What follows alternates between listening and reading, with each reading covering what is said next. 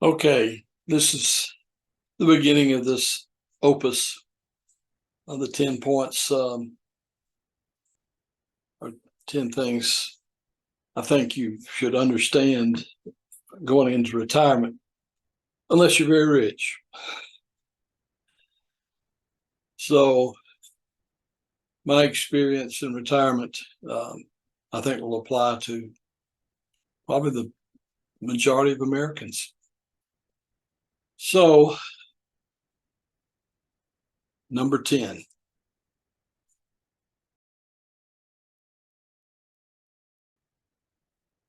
Downsize.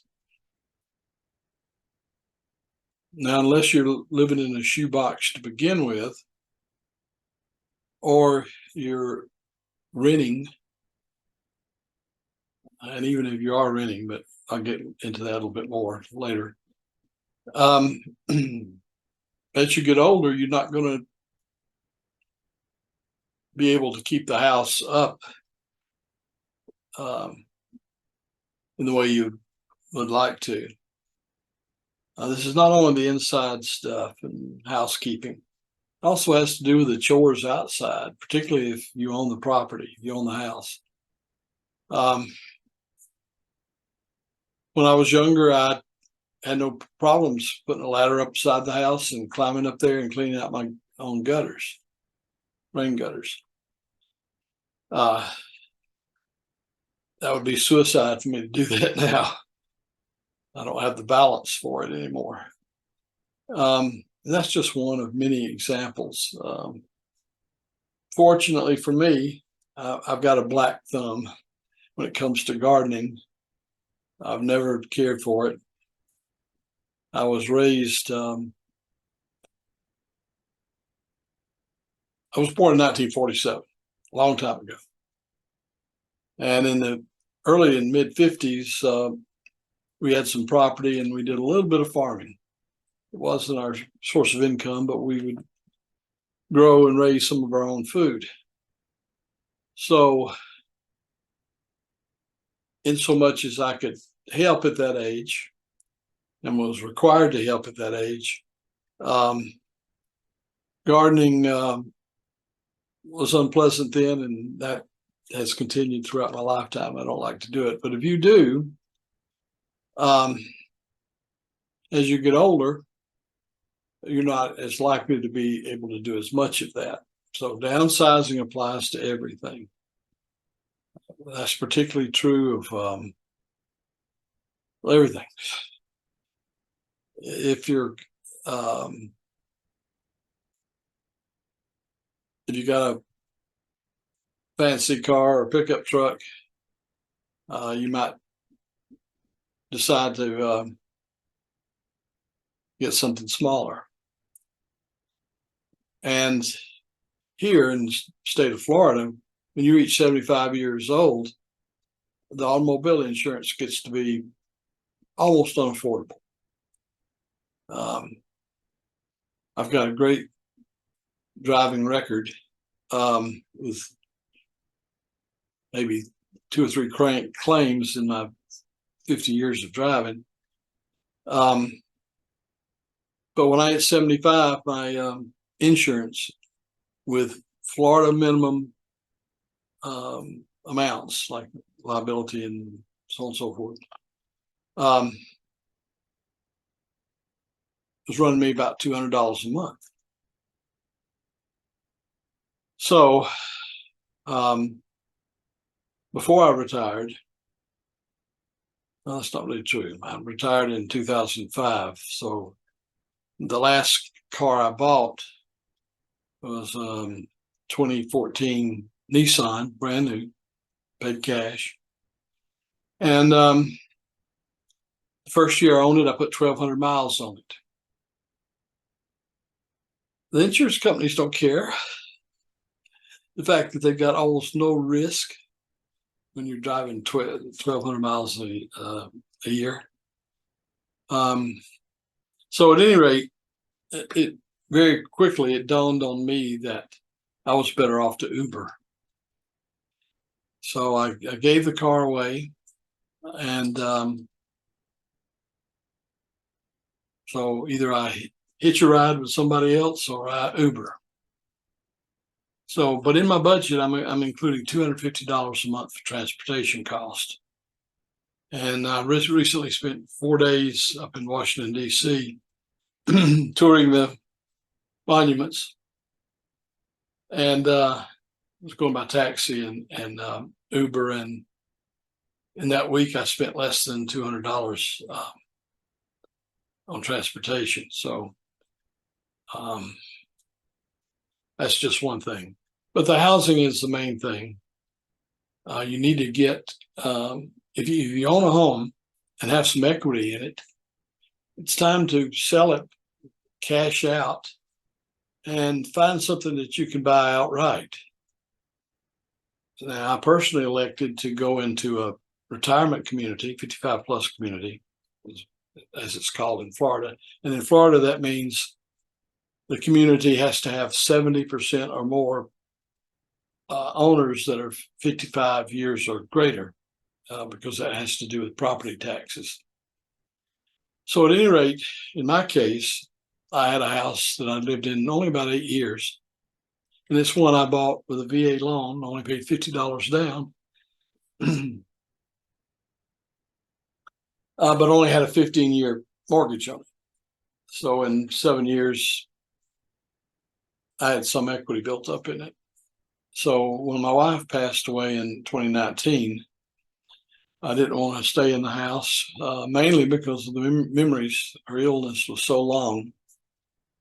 And she stayed at home up until 11 days before she passed away. So there was a lot of things I wanted to forget about that house. So I sold the house, and in the community I'm in now, I paid $32,000 for a 1,200-foot double wide, sitting on rented property. I would have never thought I would do that.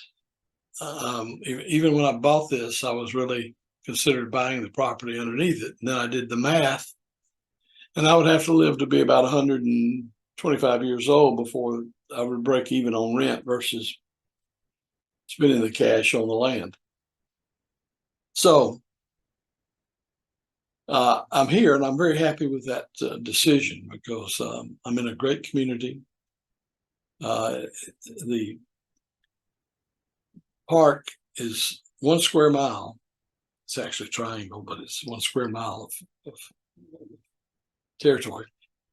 And there's 1,600 residents here, and it's well kept. Has a terrific amount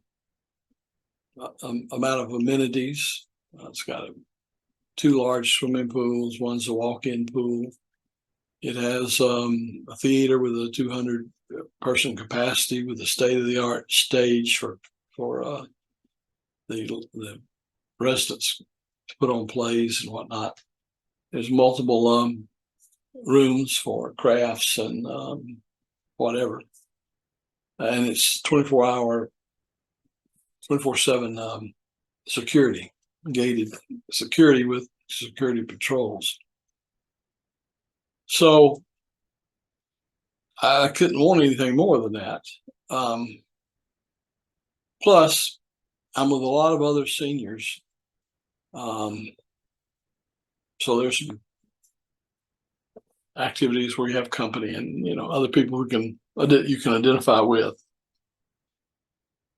So don't be afraid of that kind of radical lifestyle change. My wife,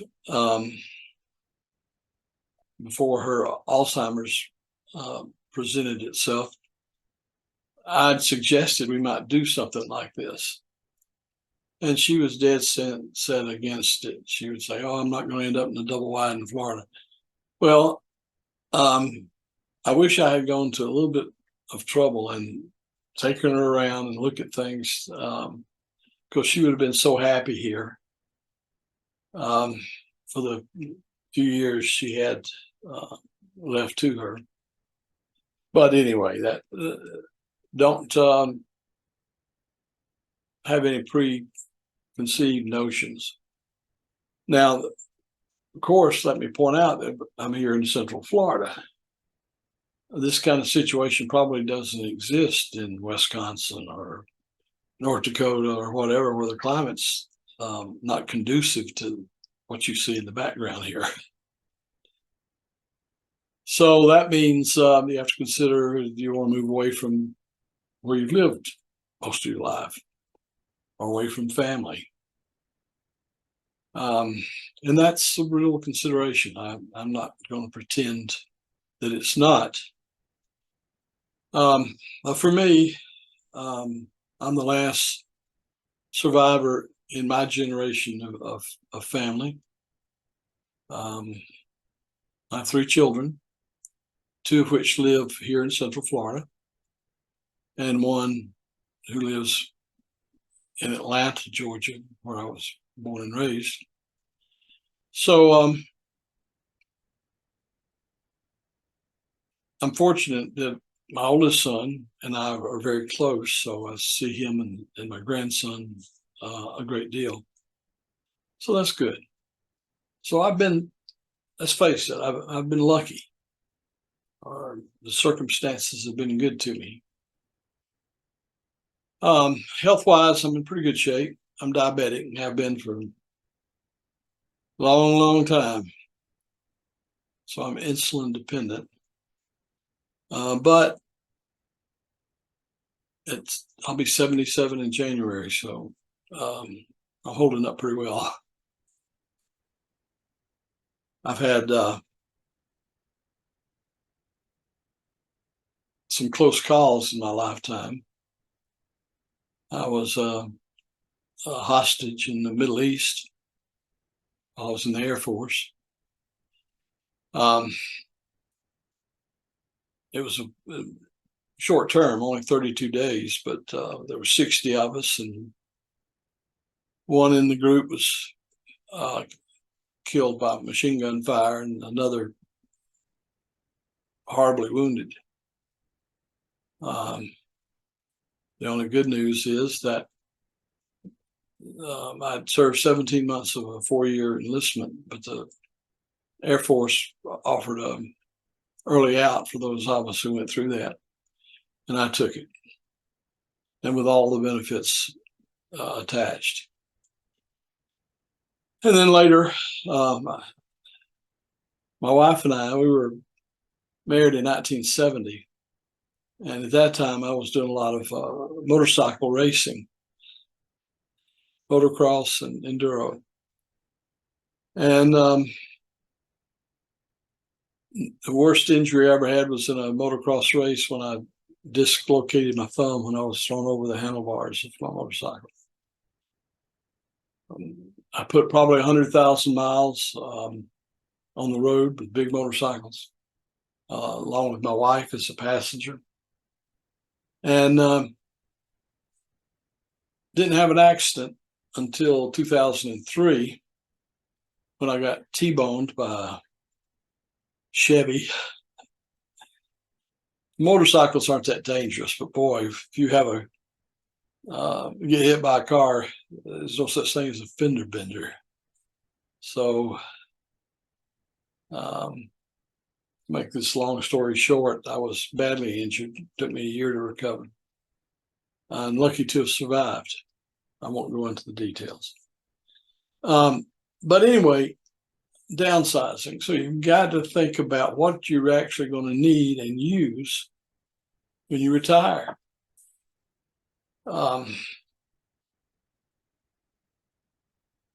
Unless you're lucky beyond belief, when you get to be 65, and that's when most people retire because of they need the Medicare.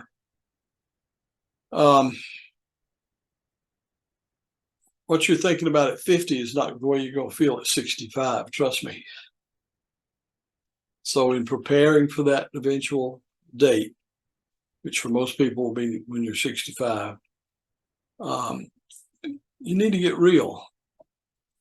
And you're just not going to be able to live it up, party, and not even travel as much as you would like. Although you can travel. I take 2 or 3 cruises a year, and like I say, I was recently in Washington D.C. to tour the monuments up there, and maybe that's a good example.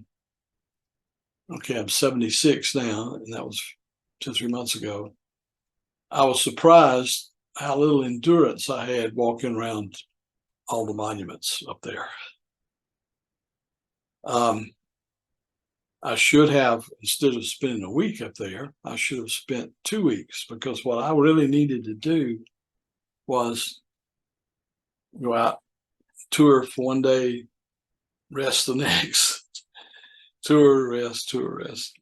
So that's what I'm talking about in terms of, you've got to factor in how you're going to feel. The other thing about downsizing and starting early is that should things go poorly for you health-wise, it's going to be better all the way around, financially, everybody. And if I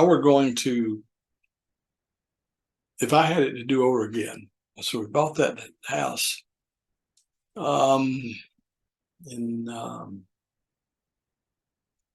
2004. If I'd had that to do over again, I would just rented a house.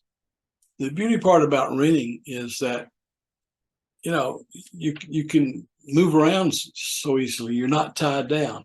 And as you get older, that's a real important thing.